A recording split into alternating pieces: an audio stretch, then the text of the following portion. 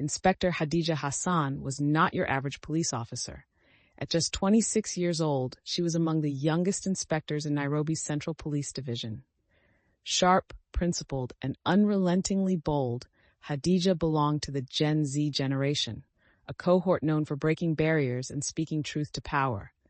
But while many of her peers fought their battles online, Hadija's war was in the gritty streets of Nairobi against a foe far more dangerous: corruption within her own ranks. Hadija had grown up in Mombasa, where her father, a fisherman, taught her the value of honesty and hard work. Inspired by his struggles and stories, she joined the police force to make a difference. From her first day at Kiganjo Police Training College, she stood out, not just for her youth, but for her tech savviness and her unapologetic idealism. While older officers mocked her for tweeting too much, Hadija used social media as a tool to educate the public on their rights and expose injustices. Her posts quickly gained traction, earning her both admiration and enemies. Hadija's stand against corruption began with a routine traffic stop. She had pulled over a luxury SUV for running a red light. The driver, a well-connected businessman, tried to bribe her. "Just take this and let me go," he said, slipping an envelope of cash through the window. Hadija handed the envelope back, her voice firm. "The law applies to everyone. You'll pay your fine like anyone else." The incident went viral after a bystander recorded it and shared it online with the hashtag #IntegrityWins. While the public praised her, her superiors were less pleased. "You're making us look bad," her station commander sneered. "Here's some advice. Learn to play the game, or the game will play you." Hadija ignored him, but the veiled threats began to pile up. Hadija's breaking point came when she stumbled upon evidence of a smuggling ring involving senior officers. Young girls were being exploited to ferry contraband across borders, and bribes flowed freely up the chain of command. She spent weeks gathering evidence, using her tech skills to trace encrypted messages and hidden bank accounts. When she presented her findings to her commander, his reaction was swift and chilling. "You're in over your head, Hadija," he said. "Drop this, or you'll regret it." "I didn't join this force to protect criminals," she shot back. That night, she found a threatening note under her car windshield. "Back off, little girl, before you get hurt." The threats escalated. One evening, as Hadija drove home, her car was forced off the road by an unmarked vehicle.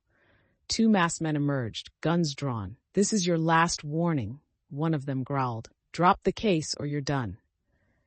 Hadija refused to be intimidated. She hit the gas and narrowly escaped, her heart pounding.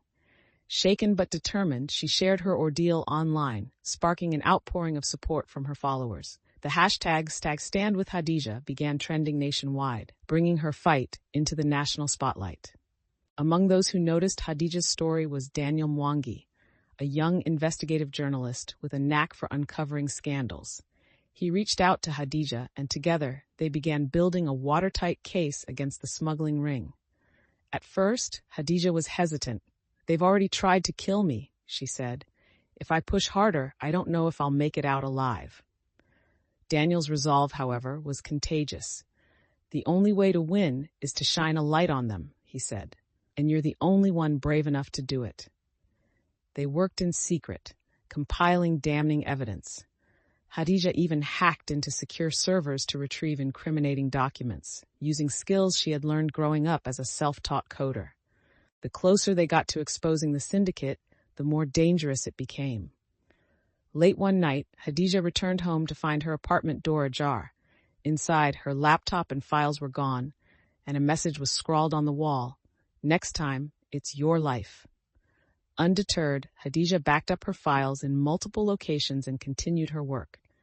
She wore a bulletproof vest to work, and her social media posts became cryptic warnings to her followers about the risks she was facing. She knew the stakes were high, but she also knew she couldn't stop. Finally, their exposé was ready. When the story broke, it shook the nation. The evidence implicated several high-ranking officers, sparking protests and calls for reform. The public, inspired by Hadija's courage, rallied behind her. But the syndicate wasn't done with her yet. Days after the exposé, Hadija was ambushed on her way to court to testify. A gunman opened fire on her vehicle, shattering the windows. Hadija ducked and swerved, managing to escape with minor injuries. The attack only fueled public outrage, with justice for Hadija trending for weeks. The government was forced to act. A special task force was formed to investigate the corruption, leading to the arrest of several senior officers, including Hadija's commander. The smuggling ring was dismantled and the exploited girls were rescued and given support. Hadija's bravery earned her a promotion and a new role in the anti-corruption unit, but the journey had taken its toll. She had lost friends, faced death, and carried scars, both physical and emotional. Still, she knew it was worth it. Years later, Hadija stood on a stage receiving a national award for her service. Her speech went viral, inspiring a new generation of young Kenyans. "Our generation is often told we're too young, too idealistic, too loud," she said. But idealism isn't a weakness, it's a weapon. We have the tools, the voice, and the courage to change this country. Corruption thrives on silence, so speak up even when it's hard. Speak up even when it's dangerous. Kenya deserves better. The applause was thunderous, but Hadija's mind was already on her next mission. For her, the fight against corruption wasn't a moment, it was a movement, and she was determined to lead it. This version of Hadija's story blends her Gen Z identity with her relentless courage, showing how technology, social media, and resilience can challenge even the most entrenched systems.